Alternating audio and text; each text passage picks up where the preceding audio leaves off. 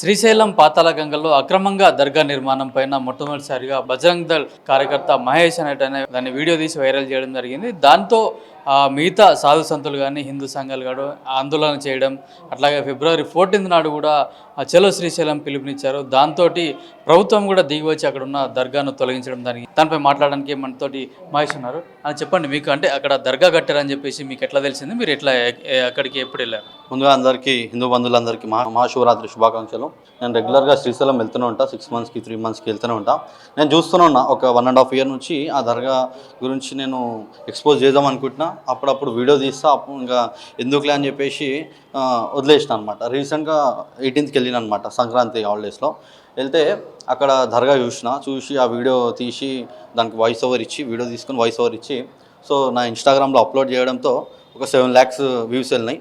So నా మిత్రుడు రామ్ యాదవ్ స్వామి కూడా, సో ఇట్లా చాలామంది మిత్రులు నా ఇన్స్టాగ్రామ్లో ఇన్ఫ్లుయెన్సర్స్, సోషల్ మీడియా హిందుత్వ ఇన్ఫ్లుయెన్సర్స్ అందరికి షేర్ చేసి దీని మీద మీరు కూడా మాట్లాడండి, ఈ ఇష్యూని మనం ఖచ్చితంగా సాల్వ్ చేయాలి, సో మనం మాట్లాడితేనే పబ్లిక్లో వెళ్తుంది, సో దీని గురించి ఆలోచించే విధంగా చేద్దాం అనేసరికి సో ప్రతి ఒక్కరు దీని మీద స్పందించారు. సో మెయిన్ స్ట్రీమ్ మీడియా చూపెట్టలేకపోయింది, బట్ మేము హిందుత్వం ఇన్ఫ్లుయెన్సర్స్కి ఎవరైతే ఉన్నారో మేమందరం దీన్ని పెద్ద ఎత్తున పబ్లిక్లో తీసుకెళ్ళిన తర్వాత ఒక విధంగా ఏ విధంగా అంటే ఒక హాట్ టాపిక్గా మారిందనమాట. శ్రీశైలం పాతాళగంగా దర్గా ఇష్యూ ప్రతి ఒక్క హిందూ బంధువు ఒక మాట్లాడే విధంగా మేము క్రియేట్ చేసామన్నమాట. సో తర్వాత సాధు సంతులు అందరూ దీని గురించి రియాక్ట్ అయ్యి వాళ్ళు కూడా పిలుపునియడం జరిగింది. సో నాకు సాధు సంతులు కూడా నాకు ఫోన్ చేసి ఫాలోఅప్ చేసిరు, ఎట్లా చేద్దాం అంటే మీ టీం వస్తుందా, సో ఆ విధంగా కొంచెం అందరూ ఫాలోఅప్ చేసి పెద్ద ఎత్తున పిలిపియడం జరిగింది 14వ తారీఖు. సో గవర్నమెంట్ దిగొచ్చి 14వ తారీఖుకి అక్కడ ఏమైనా మళ్ళా జరగాలని జరిగితే మళ్ళీ బాగుండదని చెప్పేసి అక్కడ నుంచి దర్గా తొలగించడం జరిగింది. సో ముందుగా అక్కడ మన కార్యకర్తలకి, హిందూ బంధు కార్యకర్తలందరికీ ధన్యవాదాలు, అక్కడ కూడా మీరు పనిచేసినందుకు. ఇంకో విషయం, అధికారులకు కూడా ధన్యవాదాలు. ఈ యొక్క విషయాన్ని మీరు ముందుగానే తీయడంతో, మేము రాకముందుకే మీరు తీసిరు, అది మంచిగా ఉంది. సో ఇక మీదట మేము కంప్లైంట్ ఇస్తే పట్టించుకోండి. ఇంతకుముందుకు మీరు పట్టించుకోలేదు. ఎవరైతే అక్కడ కలెక్టర్ ఉన్నారో, నంద్యాల జిల్లాకు సంబంధించిన కలెక్టర్ కానీ, ఎంఆర్ఓ కానీ, ఇరిగేషన్ డిపార్ట్మెంట్కి సంబంధించిన ఆఫీసర్ అందరికీ నేను ఒకటే చెప్పాలనుకుంటాం, మేము ఏదైనా కంప్లైంట్ ఇస్తే దాన్ని పట్టించుకోండి, దాని మీద ఎంక్వైరీ చేయండి. మీరు వెళ్ళండి పట్టించుకోకుండా మమ్మల్ని ఈ విధంగా చేయడం కరెక్ట్ కాదు. మేము వచ్చినప్పుడే పట్టించుకుంటే ఇంత రాద్ధాంతం కాకపోతుండే. సో ఏవైనా సరే మేము వచ్చి అక్కడ కంప్లైంట్ చేస్తే కమ్సకం దాని మీద ఎంక్వైరీ చేయండి. సో ఇంకో విషయం నేను చెప్పాలనుకుంటున్నా, దర్గాలు ఏవైతే ఉన్నాయో వేములవాడలో కానీ, జోగులాంబలో కానీ ప్రతి ఒక్కటి మేము తొలగించే ప్రయత్నం ఈరోజు నుంచి స్టార్ట్ చేస్తున్నాము. సో ప్రతి ఒక్క హిందూ బంధువుకి నేను ధన్యవాదాలు చెప్తున్నాను. మనతో మాట్లాడడానికి కిరణ్ ఉన్నారు. అని చెప్పండి, ఇప్పుడు మొన్న దర్గాని అయితే తొలగించారు. ఇట్లాంటి దర్గాలు అక్రమంగా నిర్మితమైన దర్గాలు కూడా చాలా ఉన్నాయి మన తెలుగు స్టేట్లలో కానీ, భారతదేశంలో కానీ. వాటిని మీరు ఎట్లా డిమాండ్ చేస్తున్నారు ప్రభుత్వాన్ని వాటిని తొలగించడానికి? ఇప్పుడు ఎన్ని దర్గాలు ఉన్నా సరేనండి, తెలుగు రాష్ట్రాల్లోనే కాకుండా మన కార్యాచరణ ప్రతి రాష్ట్రంలో మొదలుపెట్టాము మేము. జోగులాంబ కావచ్చు, రాజరాజేశ్వరి టెంపుల్ కావచ్చు, సిటీలో కూడా ఇలాంటివి చాలా ఉన్నాయి. గడిచిన 2 నెలల ప్రాయంలోనే దాదాపు 7 నుంచి 8 గుళ్ళు గులగొట్టారు. మీకు అందరికీ తెలిసిన విషయమే. కాంగ్రెస్ వచ్చినప్పటి నుంచి దాదాపు ఒక 30-40 టెంపుల్స్ గులగొట్టేశారు. మనం కూడా ఇప్పుడు మెల్లమెల్లగా ఏం చేస్తున్నామంటే లీగల్ బ్యాటిల్ ఫైట్ చేస్తున్నాం. ఇప్పుడు దాదాపు 11 టీమ్స్కి పంపించినామండి.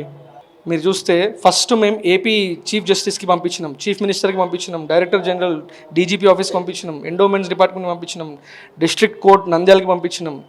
ఇట్లా చెప్పుకుంటూ పోతే 11 డిపార్ట్మెంట్లు ఉన్నాయి. వీళ్ళందరితో పాటు పిఎంఓ కూడా పంపించినాం. పిఎంఓ నుంచి మనకు రిప్లై వచ్చింది ఏమని, వాళ్ళు మళ్ళీ స్టేట్ సిఎంఓ బ్లాక్కి గ్రౌండ్ ఫ్లోర్ ఏపీ స్టేట్ సెక్రటేరియట్కి ట్రాన్స్ఫర్ చేశారు కేసుని.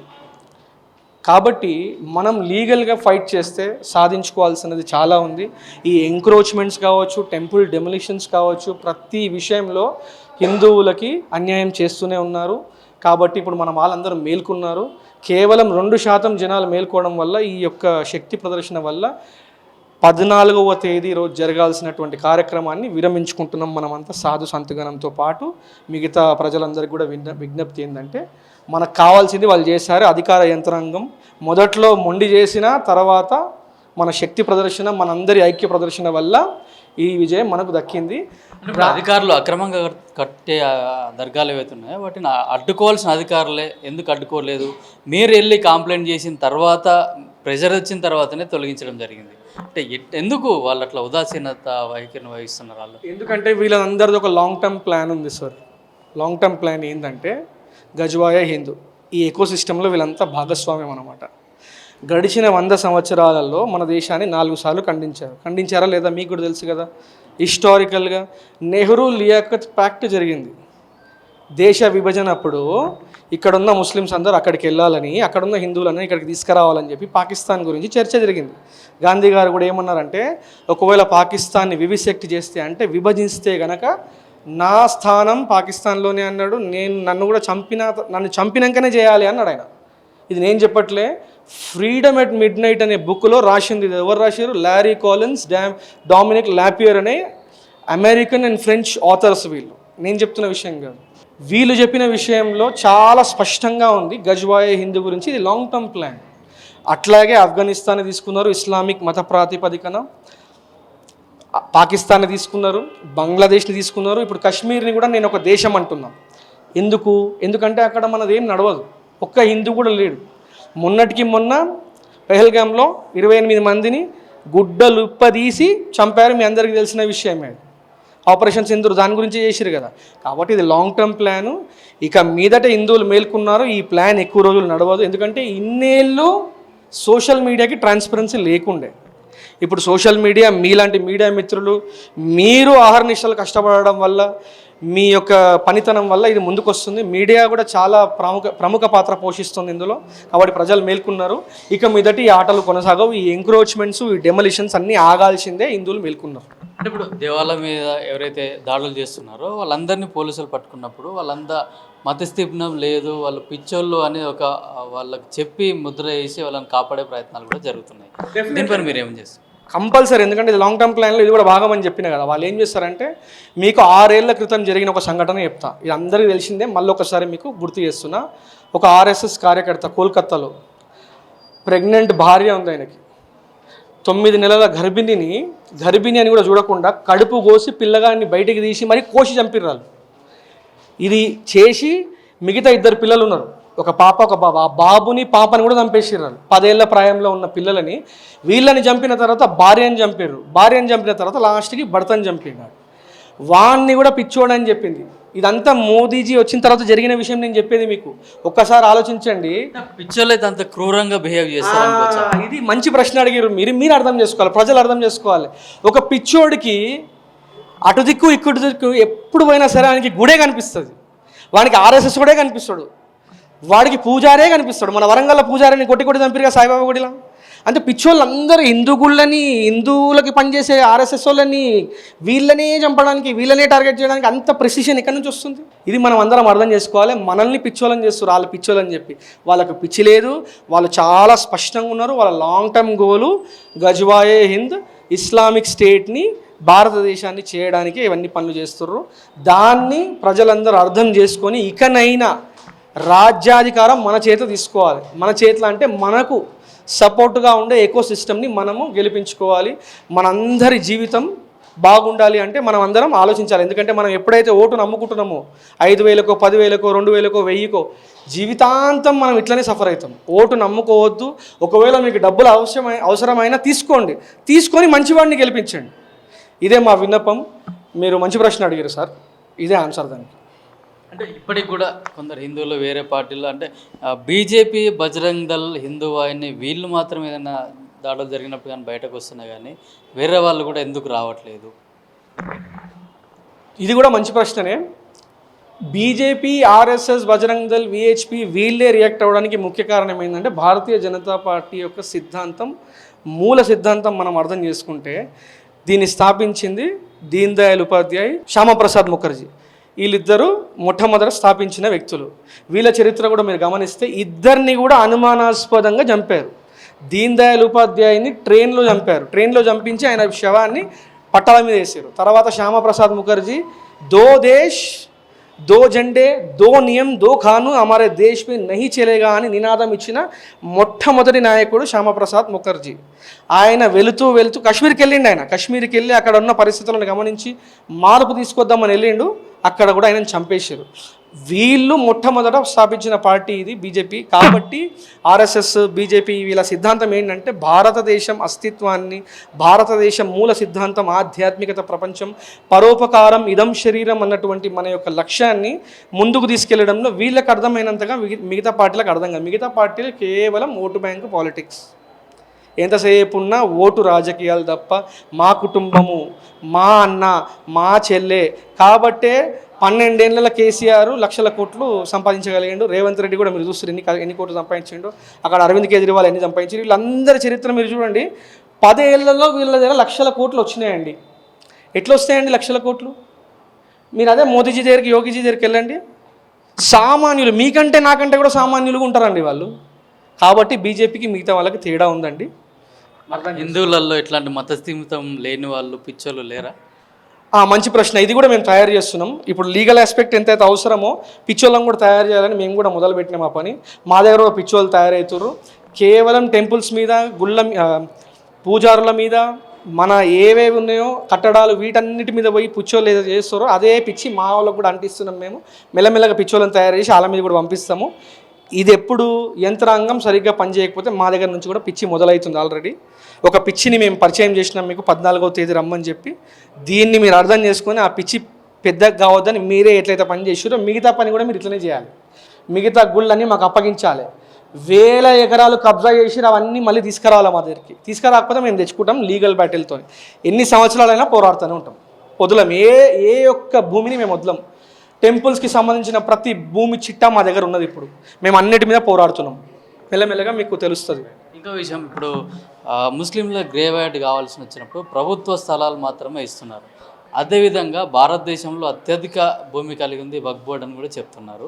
మరి వాళ్ళతో నుంచి ఎందుకు ఇవ్వట్లేదు? ప్రభుత్వ భూమి, అట్లాగే హిందూ టెంపుల్లకు సంబంధించిన భూములే ప్రభుత్వాలు కానీ ఎందుకు వాళ్ళకి కట్టబెడుతున్నాయి అట్లా?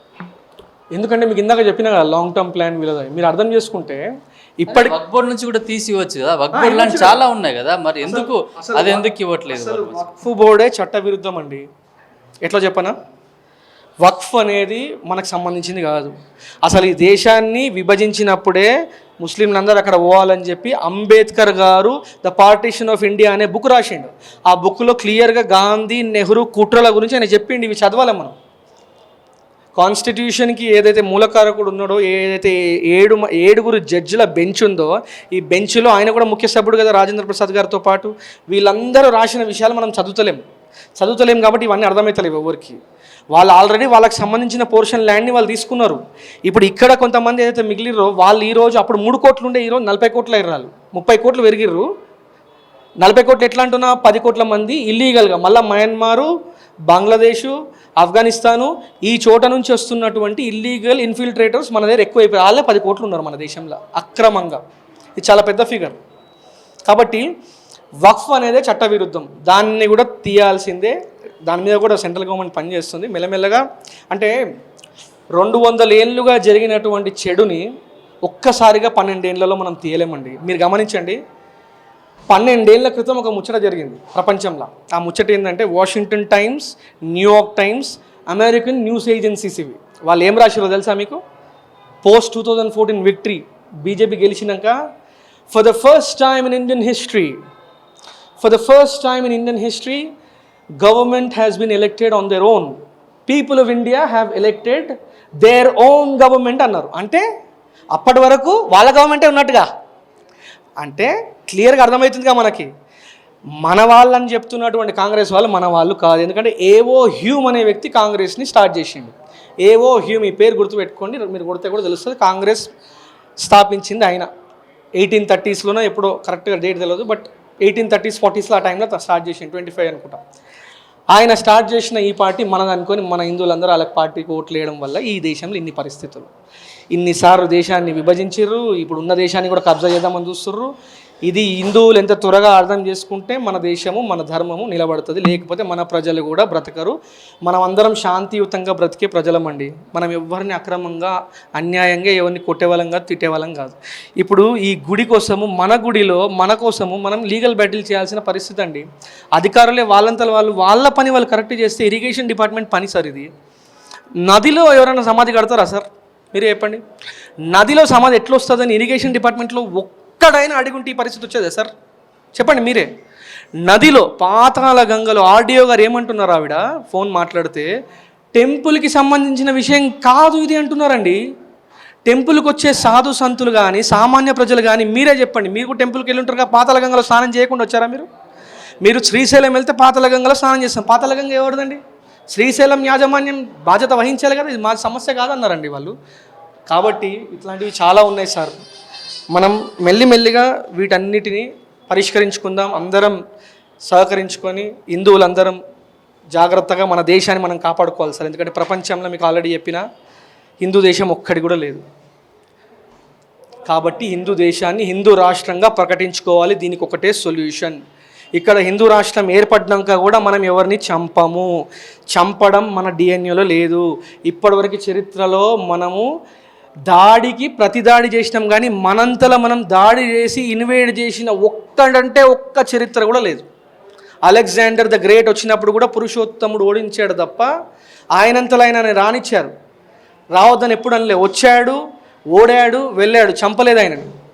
పురుషోత్తముడు చంపలేదు, రుచి చూపించాడు భారతీయత అయిందని. కాబట్టి మనం గొప్ప వీరులు కన్న దేశం మనది.